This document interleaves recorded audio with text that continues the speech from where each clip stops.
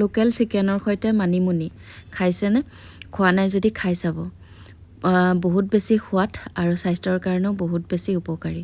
আৰু তাতোতকৈ ডাঙৰ কথা কি হয়, মানিমুনি নৰসিংহ এনেকুৱা ধৰণৰ বস্তু আমাৰ সৰু ল'ৰা ছোৱালীবিলাকক খুৱাবলৈ অকণমান দিগদাৰ হয়, কিন্তু চিকেনৰ লগত বনাই দিলে, সাধাৰণতে মাছৰ লগত বনাই দিলে তেওঁলোকে খাবলৈ অকণমান বেয়া পায়, কাৰণ চব ল'ৰা ছোৱালী মাছ ভাল নাপায়।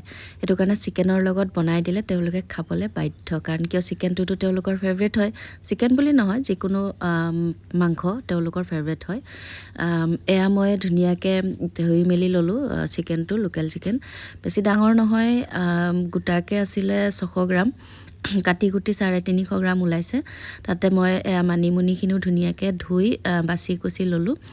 লৈ পেলাই একেবাৰে সহজ বনাবলৈ আৰু একেবাৰে চিম্পল। এইফালে মই ৰেডি কৰি ল'লোঁ পিঁয়াজ, আদা নহৰু পিচি ল'লোঁ। তাৰপিছত এটা শুকান জলকীয়া, তেজপাত আৰু অকণমান গোটা গৰম মছলা। তাৰপিছত ধুনীয়াকৈ গোটেইখিনি ৰেডি কৰি লৈ পেলাই এইফালে কেৰাহীখন পাতি দিলোঁ। মোৰ মনে কয় দেই, এই যে আমি মাংস চাংসবিলাক বহুত বেছি দৈ কিবা কিবি, ন' ডাউট এইটো আমাৰ মুখৰ জুতিৰ কাৰণে বা জিভাৰ জুতিৰ কাৰণে খাওঁ, কিন্তু কিমান সেইটো মানে স্বাস্থ্যৰ কাৰণে উপকাৰী বাৰু। কিন্তু মই এইটো কোৱা নাই দেই নাখাবলৈ বা হেৰি কৰিবলৈ, এইটো মোক কোৱা নাই, বা আমিও খাওঁ, ময়ো বনাওঁ তেনেকৈ। কিন্তু মই ভাবোঁ সৰু ল'ৰা ছোৱালীক যদি আমি এনেকৈ বনাই খুৱাব পাৰোঁ, তেনেহ'লে চাগে সেইটোতকৈ এইটো বেছি মানে উপকাৰী হ'ব। ধুনীয়াকৈ কেৰাহীখন পাতি পিঁয়াজখিনি যেনেকৈ নৰ্মেল মাংস বনাই তেনেকৈ বনালেই হ'ল। মই পিঁয়াজখিনি দি পেলাই আদা নহৰুখিনি দিয়া নাই, মই মাংসখিনি অকণমান ফ্ৰাই কৰি ল'ম পিঁয়াজখিনিৰ সৈতে। তাৰপিছত ধুনীয়াকৈ জোখ অনুযায়ী নিমখ দিলোঁ আৰু অকণমান জিৰা ধনিয়াৰ গুড়া দিলোঁ। মই কৈছোঁৱে, মই যিকোনো মানে হেৰি হওক, মই মাছ মাংস হওক বা তেনেকুৱা বহুত বেছি মই মা মছলা ব্যৱহাৰ নকৰোঁ। তাৰপিছত অকণমান জালুক দিলোঁ, অকণমান নহয় 1 চামুচ জালুক দিলোঁ। দি পেলাই ধুনীয়াকৈ মই ভাজি থাকিম। মই এতিয়া হালধিটো দিয়া নাই কিন্তু দেই, মই হালধি নিদিয়াকৈ মাংসখিনি অকণমান ভাজি ল'ম। হালধিও দিয়া নাই আৰু আদা নহৰু মই পিছতহে দিছোঁ। কিন্তু এইটো নাভাবিব যে আদা নহৰুৰ গোন্ধ থাকে। কিছুমানৰ এটা ভুল কনচেপ্ট থাকে যে আদা নহৰুটো তেলতে ভাজি নল'লে মানে পিছত মানে গোন্ধ এটা থাকি যায়, কিন্তু নহয়। আদা নহৰুখিনি দিয়াৰ পিছতো ধুনীয়াকৈ ফ্ৰাই কৰিলে অকণমানো গোন্ধ নাথাকে।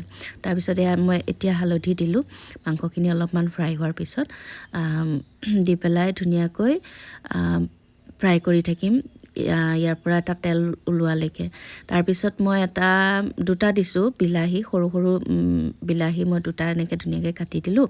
দি পেলাই ধুনীয়াকৈ বিলাহীখিনি গলি যোৱালৈকে অকণমান আৰু ভাজিলোঁ। পানী এতিয়ালৈকে দিয়াই নাই আৰু পানী নিদিওঁ, মানে একেবাৰে মই শেষত দিম।